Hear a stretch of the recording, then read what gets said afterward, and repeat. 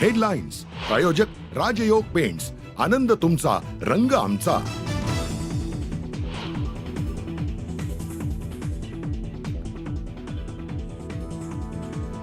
सरपंच संतोष देशमुख हत्या प्रकरणी मोठी कारवाई. हत्या प्रकरणातील सर्व आरोपींवर मकोका.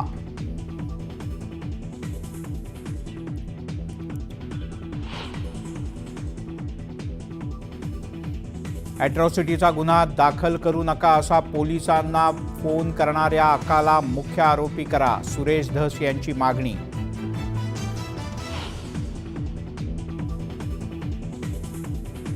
सात जणांवर मकोका लावलाय. 8वा आरोपी सुद्धा आत जावा, सुरेश धस यांचं विधान. तर आकालाही बिनभाड्याच्या खोलीत जायला पाहिजे, धस यांचं वक्तव्य.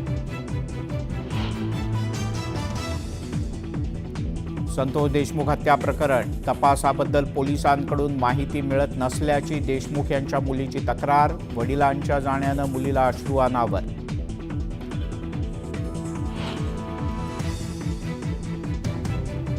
मुंबईपासून नागपूरपर्यंत सर्व पालिका स्वबळावर लढणार. उद्धव ठाकरे यांनी स्वबळावर लढण्याचे दिले संकेत.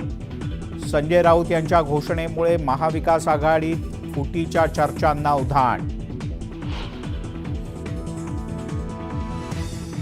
महाविकास आघाडी राहील की नाही याकडे आमचं लक्ष नाही. महाराष्ट्राला प्रगतीकडे नेण्याचा आमचा प्रयत्न. ठाकरे गटाच्या स्वबळाच्या घोषणेवर देवेंद्र फडणवीस यांचं उत्तर.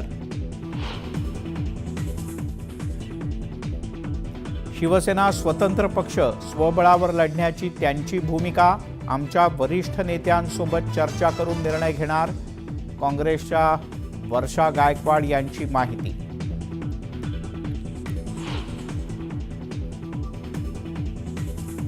पंधरा जानेवारीला पंतप्रधान नरेंद्र मोदी मुंबईच्या दौऱ्यावर. नौसेनेच्या ताफ्यातील 2 युद्धनौका आणि एका पाणबुडीचं मोदींच्या हस्ते लोकार्पण. सागरी सुरक्षा भक्कम करण्यासाठी महत्त्वाचं पाऊल.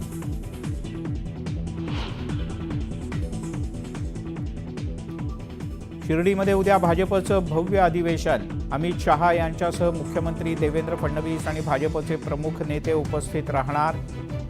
विधानसभेनंतर स्थानिक स्वराज्य संस्था निवडणुकीसाठी भाजप ॲक्शन मोडवर.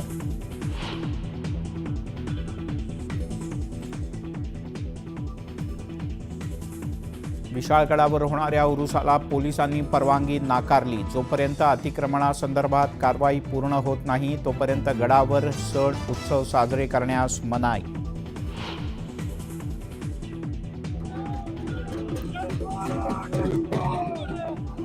आणि येळकोट जय मल्हारच्या गजरात पालीच्या खंडोबाच्या यात्रेला सुरुवात. हजारो भाविक दर्शनासाठी दाखल. मंदिर परिसरात आकर्षक सजावट.